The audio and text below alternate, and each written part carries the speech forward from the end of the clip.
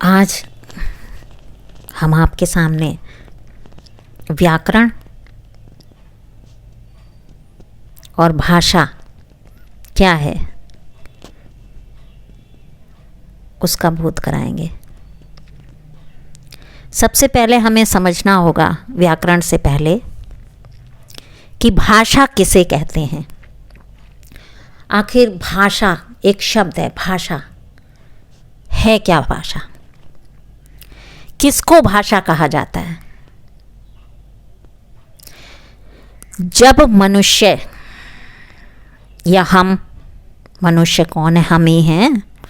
तो जब मनुष्य या हम लिखकर या बोलकर अपने विचारों की अभिव्यक्ति करता है, लिखकर या बोलकर अपने विचारों की अभिव्यक्ति करता है, वही माध्यम, वही साधन जो है वही भाषा है। जो एक माध्यम है, जब हम या तो लिखकर करें या बोलकर, तो वो जो माध्यम बनेगा, वो जो मीडियम बनेगा, वही हमारी भाषा होगी। अब प्रश्न आता है कि जो हम विचार प्रकट करते हैं, उन विचारों को प्रकट करने वाले भाषा के कितने प्रकार हैं या कितने रूप हैं? तो विचारों को जब हम प्रकट करते हैं, विचारों को जो प्रकट करेंगे, उनके भी दो रूप होंगे, जैसा कि मैंने आपको पहले बताया। क्या? कि जब मनुष्य अपने विचारों को बोलकर प्रकट, जब जो मनुष्य है वो अपने विचारों को प्रकट करेगा, तो वो दो तरह से करेगा। एक, या तो लिखेगा, वो लिखकर करेगा, या फिर बोलेगा या बोलकर विचारों को प्रकट करेगा। तो भाषा, जो विचारों को प्रकट करने वाले हैं, उनके भी दो रूप हैं। एक है मौखिक भाषा और दूसरा है लिखित भाषा। मौखिक भाषा नंबर 1, मौखिक भाषा नंबर 2, लिखित भाषा। मौखिक भाषा जब बोलकर विचारों की अभिव्यक्ति हो, और लिखित भाषा लिखकर विचारों की अभिव्यक्ति हो। एक तीसरी चीज़ है जो हमें सीखनी है या हमें ज्ञान होना चाहिए कि बोली किसे कहते हैं। बोली क्या है? बोली है जब हम अलग अलग प्रांत में जाते हैं, अलग अलग प्रांत में जो रहने वाले लोग हैं, सब जगह जाइए तो है तो ये भाषा का ही रूप। लेकिन आप जाइए, अलग अलग जाइए, आप आगरा चले जाओ, वहाँ की बोली अलग ही मिल जाएगी। आप गोरखपुर जाओ, वहाँ अलग ही है, वहाँ अलग ही बोली हो जाएगी। मेरठ की तरफ चले जाइए, है ना? तो कहीं भी किसी भी तरह से जगह जगह प्रांत में आप जाते जाइए, आपकी बोली बदलती जाएगी, अलग अलग चेंज होता चला जाएगा बोली के माध्यम से। लेकिन है वो भाषा। क्यों? क्योंकि व्यक्ति अपने विचारों को चाहे बोलकर, लिखित रूप में वो है, चाहे कोई भी रूप, वो अलग अलग भाषा के रूप हैं। और आगे बढ़िए, है ना, और आगे चले जाइए तो वही बात कही जाती है ना कि हमारा जो भारत है वो क्या कहा जाता है? हमारा भारत विभिन्नताओं का देश है ना? कन्याकुमारी से लेकर कश्मीर तक आप देखिए, अलग अलग भाषा ही पढ़ा रहे हैं ना, अलग अलग भाषा मिलेगी। पंजाब चले जाओ, वहाँ की भाषा अलग। इधर जाइए केरल साइड में, गुजरात साइड में, हर जगह भाषा अलग। लेकिन वो एक माध्यम है, वो एक उनकी बोलने का ढंग है, वो इनकी अपनी बोली है, लेकिन है तो भाषा ना। क्यों? क्योंकि जब व्यक्ति किसी भी रूप में वो अपने को जो अभिव्यक्ति है, वो चाहे विचारों की अभिव्यक्ति वो लिख कर करता है या बोल कर करता है, तो है तो भाषा। तो यही भाषा है। ठीक है। अच्छा, दूसरा आता है हमारा जो जिसके चारों ओर सब पूरा जो व्याकरण है ना, वो एक बहुत बड़ा व्यापक भंडार है, समझो, हिंदी साहित्य का। बहुत छोटी चीज़ नहीं है ग्रामर। व्याकरण जो है बहुत व्यापक है अपने आप में। तो अगर हमें उसका ज्ञान प्राप्त करना है तो हम पहले शुरुआत ढंग में हम व्याकरण को भी जानें कि व्याकरण क्या है। तो व्याकरण एक ऐसा ज्ञान है जिससे हम, अभी हमने भाषा को कहा, हम भाषा के लिए कह रहे हैं कि भाषा वो है जब व्यक्ति अपने विचारों को लिखित रूप में या बोलकर प्रेषित करे, सबके सामने रखे, लेकिन उसका जो भाषा है, लिखना है, उसका जो बोलना है, उसमें कहाँ वर्तनी लगे, कहाँ फुल स्टॉप लगना है, कहाँ विराम चिन्ह लगना है, कहाँ संज्ञा के शब्दों का इस्तेमाल होना है, कहाँ, ये कौन बताएगा हमें?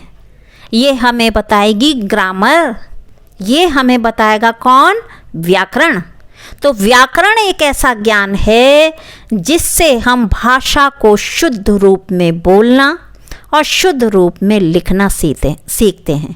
जैसे यह राम का किताब है, यह राम का किताब है। आप देखिए कि ये अशुद्ध वाक्य है। शुद्ध वाक्य क्या होना चाहिए कि ये राम की किताब है, ये राम की किताब है। क्यों? क्योंकि किताब स्त्रीलिंग है। और ये जानकारी हमें कौन देता है? ये जानकारी हमें व्याकरण के द्वारा मिलेगी। इसलिए यदि हमें भाषा को शुद्ध रूप में लिखना और शुद्ध रूप में बोलना सीखना है, यदि बच्चों हम चाहते हैं कि भाषा को बोलते समय, भाषा को लिखते समय अशुद्धि ना हो, तो हम सभी को व्याकरण विचार पर जानकारी लेनी चाहिए। तो हम सभी को व्याकरण विचार पर जानकारी लेनी चाहिए। तो बच्चों, आप सभी को सहजता के साथ, स्पष्टता के साथ, शुद्धता के साथ व्याकरण की मैं आपको जानकारी दूंगी, जिसमें सबसे पहले मैं आपको ज्ञान कराऊंगी कि व्याकरण विचार है क्या। व्याकरण विचार, इसके भी 3 भेद हैं। इसमें क्या क्या आएगा, समझ आ रहा है सबको? तो इसके भी 3 भेद हैं। नंबर 1 पे है वर्ण विचार, दूसरा है शब्द विचार, ठीक है, और तीसरा है वाक्य विचार। तो सबसे पहले हम समझते हैं कि वर्ण विचार क्या है। वर्ण विचार, वर्ण विचार भाषा का सबसे छोटा रूप है। ये वर्ण विचार जो है ना, वो क्या है? ये भाषा का सबसे छोटा रूप है। कैसे? कि जब हम इसका उच्चारण करते हैं तो ये शब्दों और वाक्यों से नहीं बंधा रहता है ना।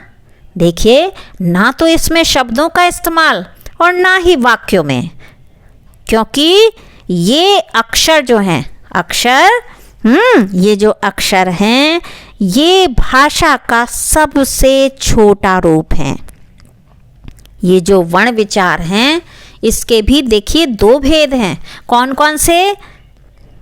कि नंबर 1 स्वर और नंबर 2 पे व्यंजन। नंबर 1 स्वर, नंबर 2 पे व्यंजन। इसमें सबसे पहले हम जानते हैं कि स्वर आखिर है क्या। किसे स्वर कहते हैं? वॉवेल्स कहते हो। क्या है कि इसमें स्वर पहले हम जानते हैं क्या स्वर है। सब बच्चों को पता होगा, पता भी है, लेकिन कुछ लोग जानकारी नहीं रखते। उन्हें, कुछ लोगों को बहुत बड़े हो जाते हैं तो क्या उनकी नींव इतनी कमज़ोर होती है कि वो स्वर के बारे में भी नहीं जानते। अभी आप लोगों से इस स्वर को सुना जाए तो नहीं बता पाएंगे पूरे स्वर, है ना।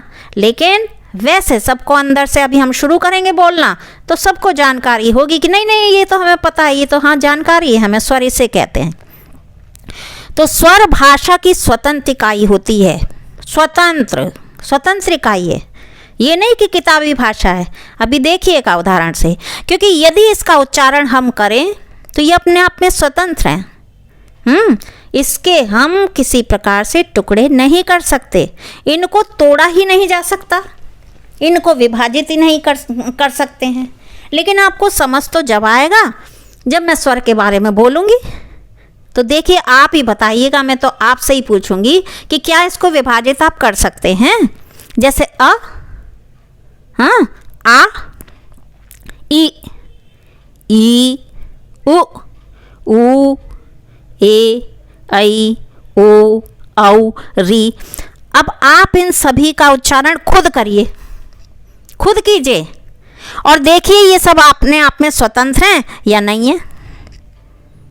मान लीजिए आप अ का उच्चारण करें तो आ की ध्वनि आएगी, ये नहीं कि ऐसे ही बोल रहे हैं। बोलिए आप अ किसकी ध्वनि आ रही है? अ की। तो ये स्वतंत्र है कि नहीं अपने आप में? बोलिए आ, तो आ की ध्वनि आ रही है। आ किसकी ध्वनि आ रही है? आ की। ई की ही आ रही है। क ख ग की तो नहीं आ रही ना, तो किसकी आ रही है? ई की। ऊ की आ रही है। तो स्वतंत्र हैं, ये आजाद पंछी हैं, इन्हें किसी की सहायता की कोई जरूरत नहीं है ना। तो व्याकरण में सबसे पहला जो खेल है, जो हम शुरुआत करते हैं, वो इनसे ही स्टार्ट होती है। जब छोटे बच्चों को सिखाया जाता है तो इसी से स्टार्ट किया जाता है ना। ए फॉर एप्पल और आ फॉर अनार, ऐसे ही सिखाते हैं। तो शुरुआत ही इससे होती है। तब हम आगे धीरे धीरे धीरे धीरे पूरे व्याकरण के ज्ञानी बन जाते हैं। ऐसे ही ई उ ये सब हैं, इनका उच्चारण कीजिए। इनकी सब की आजाद हैं ये सब। अगर आ है तो आ की ही आवाज़ सुनाई देगी। ठीक है। अब क्या है कि स्वर के भी भेद हैं। नंबर 1 है ह्रस्व स्वर, दूसरा है दीर्घ स्वर और तीसरा आता है प्लुत स्वर। ह्रस्व, दीर्घ और प्लुत, ये स्वर के 3 भेद हैं। इनके बारे में मैं आपको कल के वीडियो में आपको जानकारी देंगे। मुझे फिर विश्वास है कि बहुत सरलता के साथ, बहुत सहजता के साथ, बहुत स्पष्टता के साथ आपको सारी जानकारी मिल गई होगी कि भाषा किसे कहते हैं। भाषा के बारे में कि क्या, कि जब हम लिखकर और बोलकर अपने विचारों को प्रकट करें। और व्याकरण क्या है कि भाषा को ही लिखना, कैसे हम शुद्ध रूप में लिखें, ये व्याकरण इसका हमें ज्ञान देता है। ठीक है। फिर व्याकरण का प्रारंभ किससे होता है? स्वर से। व्याकरण के भी 3 रूप हैं, है ना। एक तो वर्ण, दूसरा शब्द, फिर वाक्य। और वर्ण क्या है? वो तो अपने आप में क्या है? बिल्कुल स्वतंत्र है। ठीक। तो ये हमने फिर आपको बताया कि स्वर क्या है। और हम कल आपको स्वर के भी भेद हैं, इसके 3 प्रकार हैं, ह्रस्व, दीर्घ और प्लुत। कल इसके बारे में मैं आपको जानकारी दूंगी। धन्यवाद।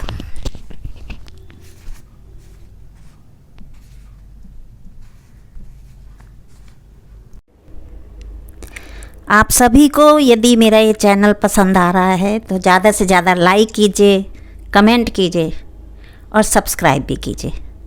धन्यवाद।